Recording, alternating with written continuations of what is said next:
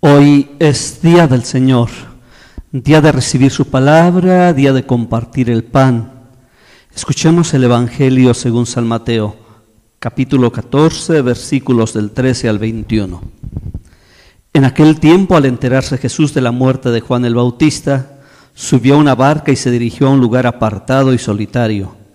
Al saberlo, la gente lo siguió por tierra desde los pueblos. Cuando Jesús desembarcó, vio aquella muchedumbre, se compadeció de ella y curó a los enfermos. Como ya se hacía tarde, se acercaron sus discípulos a decirle: estamos en despoblado y empieza a oscurecer.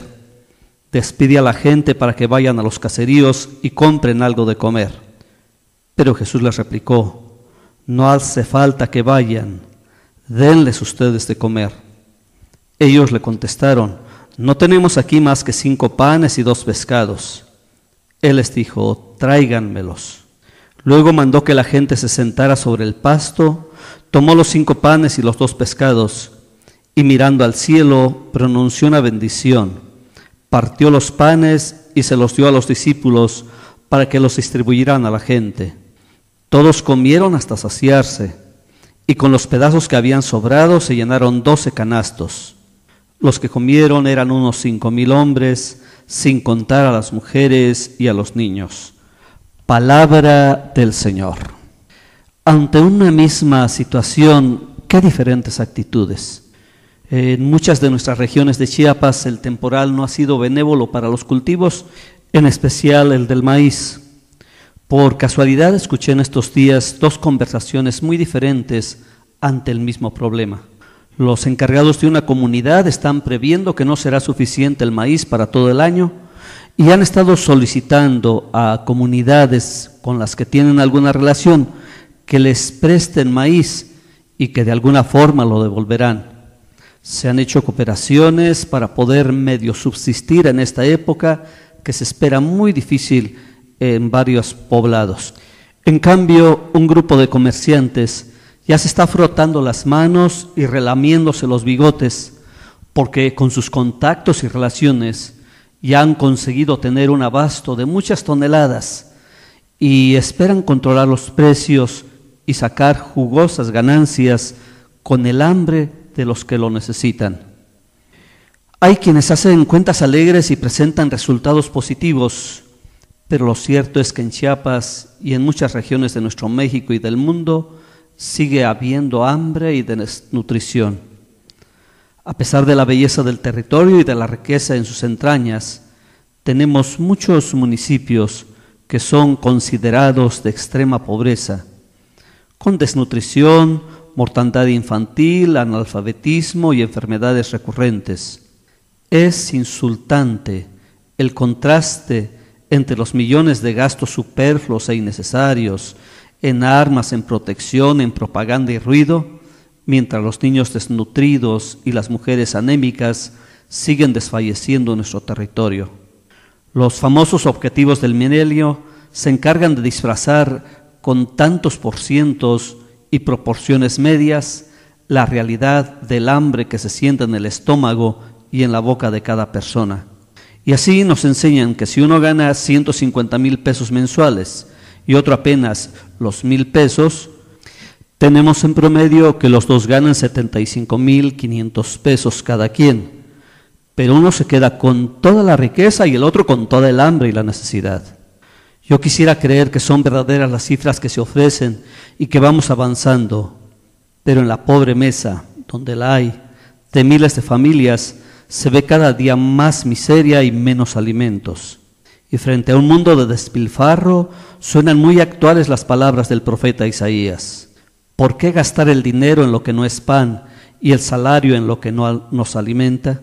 Si lo primero es vivir con dignidad, ¿por qué seguimos las normas de un mundo tan injusto, desequilibrado y superficial?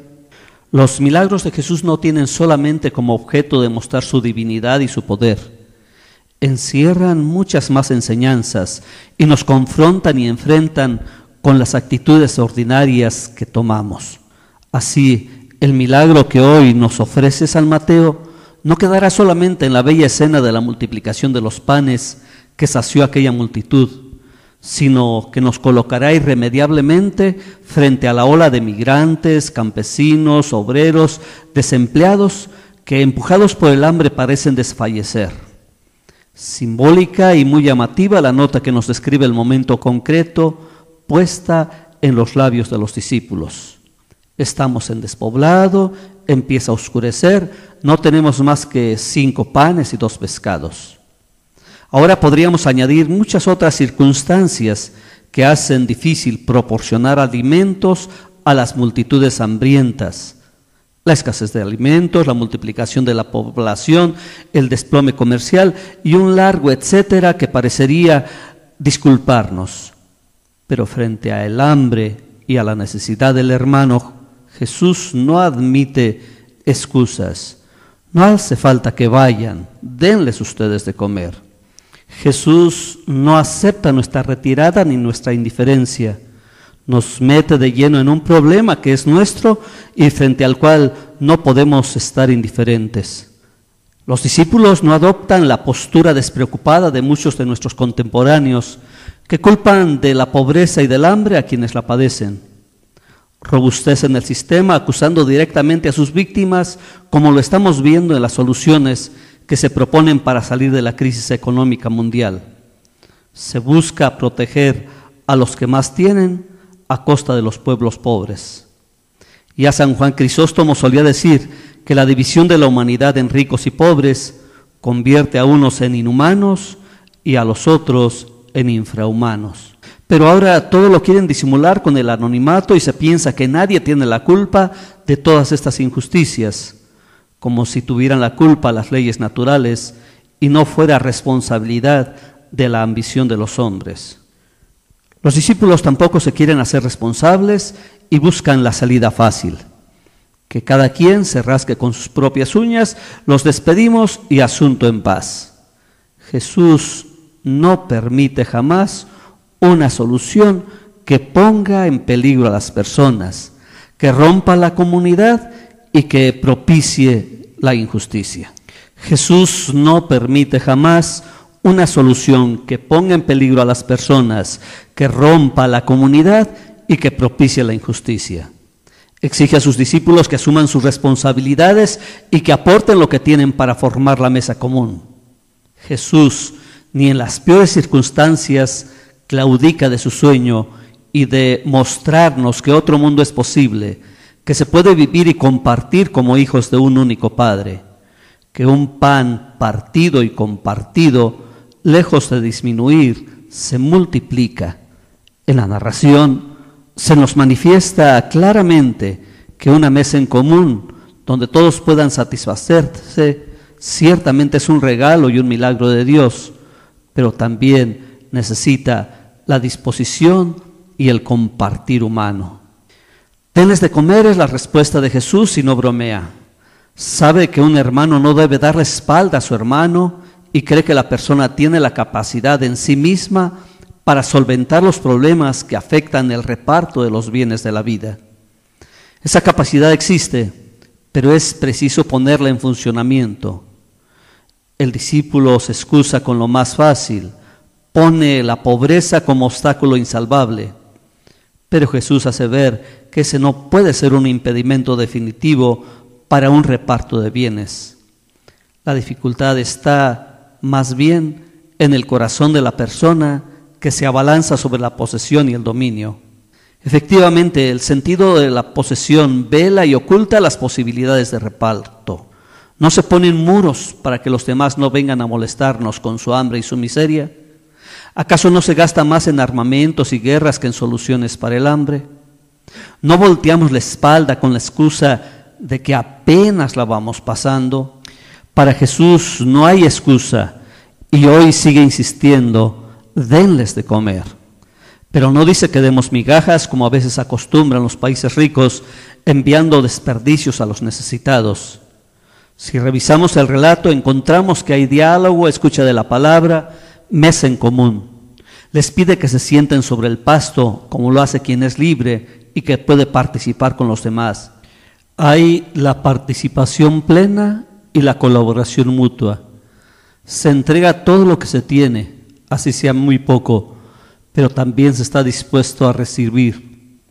Solo esta entrega y apertura hace posible el milagro. Un milagro de aquellos tiempos, pero también un milagro actual. Las palabras que nos dice Mateo nos recuerdan mucho la Eucaristía. Tomó, miró al cielo, bendijo, lo repartió. La Eucaristía es la más grande expresión de gratuidad y entrega. Es el más grande milagro, pero también debe ser el más grande compromiso. Va cargada con un deber social fortísimo hacia el hermano necesitado. Si no, la Eucaristía se convierte en una mentira y en una contradicción. ¿A qué nos comprometemos al participar en la Eucaristía? ¿Cuáles son nuestras actitudes ordinarias ante las necesidades? ¿Cuáles son las pequeñas acciones que estamos haciendo frente a la pobreza y el hambre? Señor, tú que eres nuestro Creador y quien amorosamente dispone toda nuestra vida, renuévanos conforme a la imagen de tu Hijo, ayúdanos a imitarlo y a ser coherentes con nuestra fe. Amén.